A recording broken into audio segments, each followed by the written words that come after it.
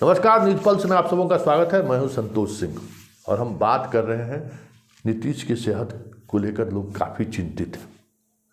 रोजाना लोगों का फ़ोन आता है कि संतोष जी आप पटना में हैं, जरा ये समझने की कोशिश करिए कि नीतीश जी बीमार हैं क्या। पहले की तरह उनके अंदर में वो उत्साह देखने को नहीं मिल रहा है, चेहरे में वो चमक नहीं है। बातचीत करते हैं तो लगता है जैसे भटके हुए हैं, कहीं कुछ बोल रहे हैं, तारतम्यता नहीं है। मुझे भी ये महसूस हो रहा है। हम 2009 से लगातार सीएम के करीब रहे हैं और सीएम का जो कार्यक्रम रहा है उसको कवर करते रहे। कभी किसी अधिकारी या नेता की हैसियत नहीं रहती थी कि नीतीश कुमार के पैरेलल खड़ा हो जाए, या नीतीश कुमार अगर किसी बात पर जवाब दे रहे हैं तो वो नेता बीच में फटक जाए या वो अधिकारी बीच में रोकने को लगे। लेकिन पिछले कई महीनों से ये चीज़ें देखने को मिल रही है। 2020 के विधानसभा चुनाव के बाद जो नीतीश कुमार को लेकर जो हमें महसूस हुआ है, पहली बार मुझे महसूस हुआ तब जब विधानसभा को लेकर जो कार्यक्रम का आयोजन किया गया था और लोकसभा के अध्यक्ष आए हुए थे, उस कार्यक्रम के मुख्य अतिथि थे। उस दौरान नीतीश कुमार अरुण जेटली के बारे में कुछ कहना चाह रहे थे, लेकिन वो भूल गए। जेटली उनको याद ही नहीं आ रहा था। लगभग 50 सेकंड 1 मिनट तक वो कभी पटेल कहें, कभी गुप्ता कहें, कभी सिंह कहें, तब फिर अचानक वो कहते नहीं हम बात अरुण जेटली की कर रहे हैं। उस वक्त लगा कि नीतीश जी किसी न किसी मानसिक तनाव से गुजर रहे हैं, लेकिन सहज नहीं है। उनकी सहजता खत्म हो चुकी है, जो उनका तेवर था वो खत्म दिख रहा था।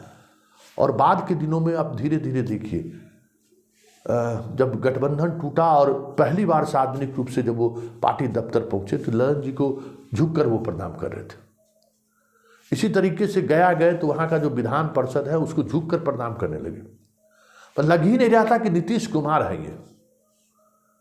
और नीतीश कुमार का बॉडी लैंग्वेज देखिए, वो कभी किसी घटना से अलूफ रह ही नहीं सकते हैं।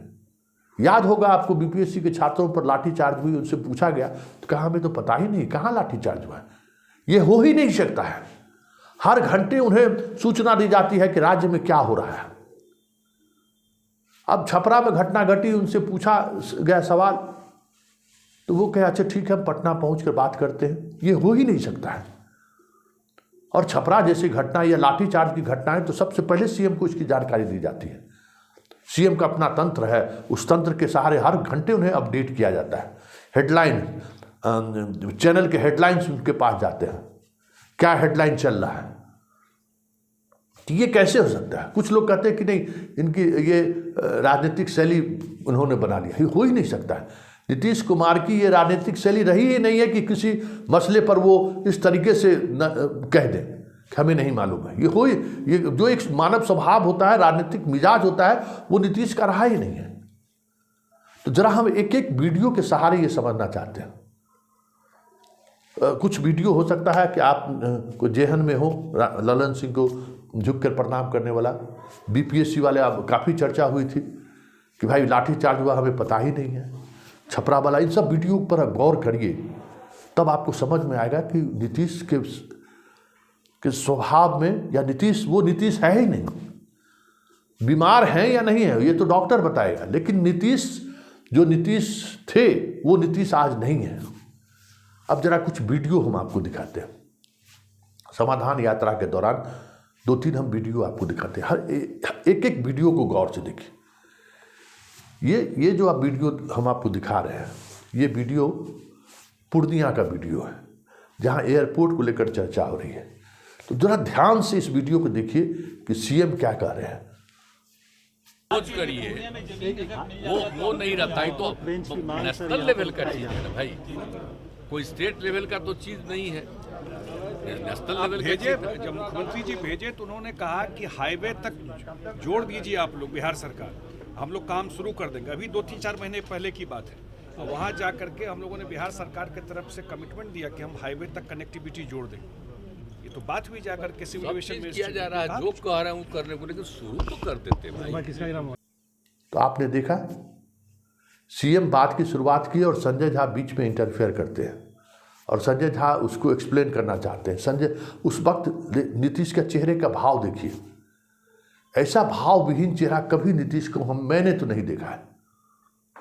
और किसी भी मंत्री की तो ये हैसियत ही नहीं रही है कि मुख्यमंत्री बोल रहे हैं और बीच में आके कोई अपनी बात कहना शुरू कर दे। तो ये शक पैदा लेना स्वाभाविक है।